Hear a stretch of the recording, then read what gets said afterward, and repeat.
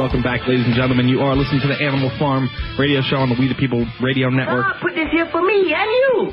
512-646-1984 is the number to reach us. We are speaking with G. Edward Griffin. When we left off in the break, Mr. Griffin, we were talking about the M3 money supply. Can you explain to people what that is and why it's important? Yeah, you could make a real term paper out of this, but let's keep it simple.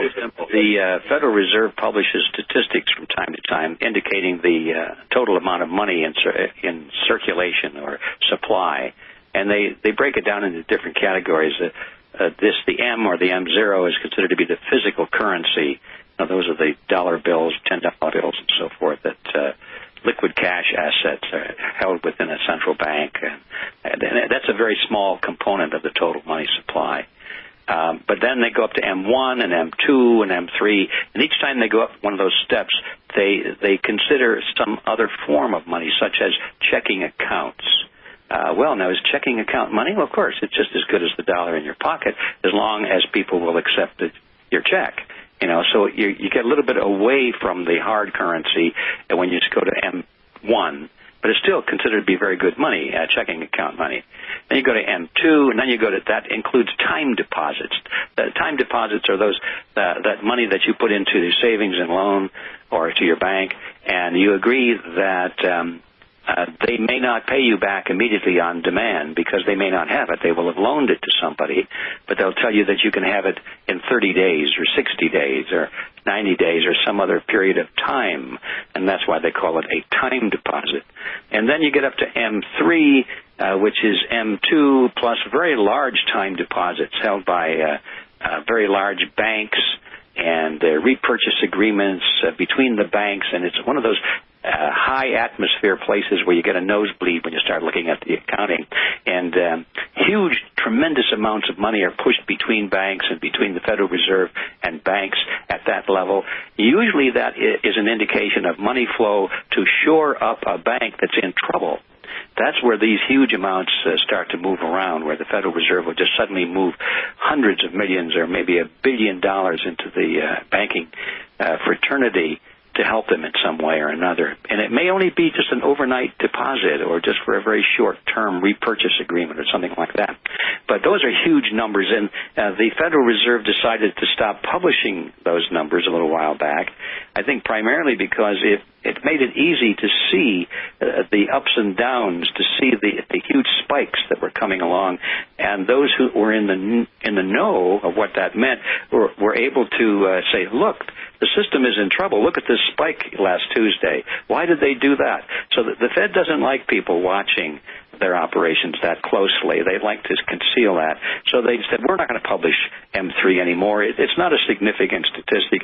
The public doesn't need to know it. It doesn't mean anything, so they just stopped it. Unbelievable. 512-646-1984. I want to go to the phones, Mr. Griffin. We only have about 11 minutes left, so we'll take Paul in Delaware. You're on the farm. Hey, how you doing? Doing okay, Paul. How's it going? It's nice to speak with you, Mr. Griffin. As I'm listening to you, I can't help but to ask the question, because what I see is you'll get things done when you get results, and most people are not looking for results. I'm running into a lot of cult members, and it's not their fault. They've been bred that way, but you can't tell them that because they're not that far advanced yet. But my question would be, if we know and we've identified the problem, what are we waiting on? I see there's these militia people and all these lunatics that want to play paintball all day long. But what about results? And that starts by, I think, getting psychologically prepared and using your will. If you have a will, there's a way. But these people are kind of like a slave breed, is what I've seen. So how do you get through this? Well, I'm glad you raised that question, because that's the reason that we created an organization called Freedom Force International. As the name suggests, it's an international organization with members now in 60 countries, because almost every country in the world has a similar problem. And all of the members of this organization have faced that very issue that you've raised. Knowing about these problems is not enough. Reading another book or getting to be real smart and having all the statistics, it doesn't help you one bit. You're still going to wind up in the concentration camp along with everybody else. So what are you going to do about it? And my opinion is that the only thing you can do is to recapture the system. You can't escape. You can't hide. You can't get by just by turning all of your assets into gold and hiding it somewhere, because they'll come and get you anyway. They'll get your gold. They'll get you. And they come and say, into the truck. You and your family, into the truck. You're going to say, well, you can't do that. I've got gold hidden somewhere. So we've got to recapture the system. We've got to come to power. We've got to reverse the process that these people have been following for quite a while. It's a long-term strategy, and that upsets a lot of people because they want quick answers. Americans in particular want quick answers. They don't want any strategy that goes beyond the next election. If we can't get somebody elected, if we think we can just get one man elected, that's going to solve all of our problems. The Federal Reserve, it'll solve our problems in the school system, solve our problems in society. And one man elected, oh my gosh, how narrow is the thinking for that?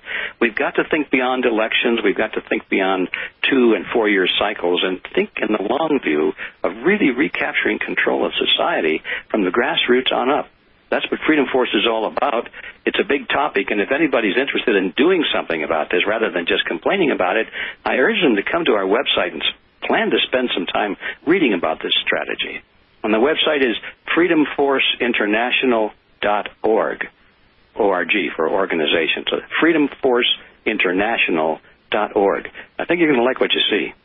Yeah, great call. Thanks, Paul, for the call there. Speaking about solutions, Mr. Griffin, what are your thoughts? I want to talk about films. We talked about, only 2 or 3% of the population really needs to know about what's going on to really make, an effective change. But we talk about Freedom to Fascism, America, Freedom to Fascism. Obviously, the late Aaron Russo made that film, and I think it had a pretty profound impact on people's thinking. But I think it needs to be followed up, and I think this specific issue is so vitally important, just finance, and the fact that your dollar is being printed by the Federal Reserve. Who is the Federal Reserve? This whole point. What other films or movies or publications or other sites would you recommend just to get more people informed? Because before we act, we need to be informed. So what other assets would you recommend? Well, I would recommend, we have so many of them, I would recommend you come to our commercial site. That's where we have it. Because we have a listing of all of the films, all the audio programs, all the books that we think that everybody should have in their library and have the information pretty well stuffed into their skulls. So our commercial site is Reality Zone. It's realityzone.com. And we've got over 100 items there, Ben, and I think you'll find, exactly what you're talking about there. Reality Zone. That's a good URL. That's a great URL. Did you ever get that one? Oh my goodness. I don't know. I was driving down the road about 18 years ago, trying to think of a better name than American Media, which was our real company name.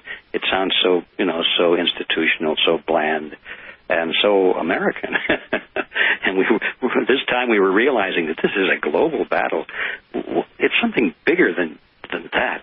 So all of a sudden the idea was Reality Zone hit me, and came back, looked it up, and by golly, it was available, so I nailed it. Wow. Very, very cool. We have about 2.5 minutes left with you. Is there anything else that you want to say to people out there to try to anything that they need to hear about this subject that's vitally important? Well, I think we pretty well covered it, but if I had to recap the 2 important issues, one is that most of us, and I include myself in that category, we need to learn as much as possible about the system that we're living under. We've just exposed here some fraud, some tremendous fraud in the banking system. But it's everywhere. We find fraud in the healthcare system, for example. That would just blow your mind, and how people are being conditioned to accept pharmaceutical drugs as the solution to all their illnesses and so forth, where in reality that whole road is causing many of the illnesses and not curing it. That's a whole other field. We have to learn about all these things so we can stop being victimized by the people who have learned how to push our buttons. So the first step, of course, is education, but now the second step is what are we going to do about it? And I repeat what I said a moment ago. We can't do anything about it as long as we're on the outside of the halls of power. We're always looking inside saying, oh, you people who are making the decisions, won't you please listen to us? Listen to our petitions. Won't you follow the Constitution? And, of course, they laugh at us. We have to get inside those halls of power.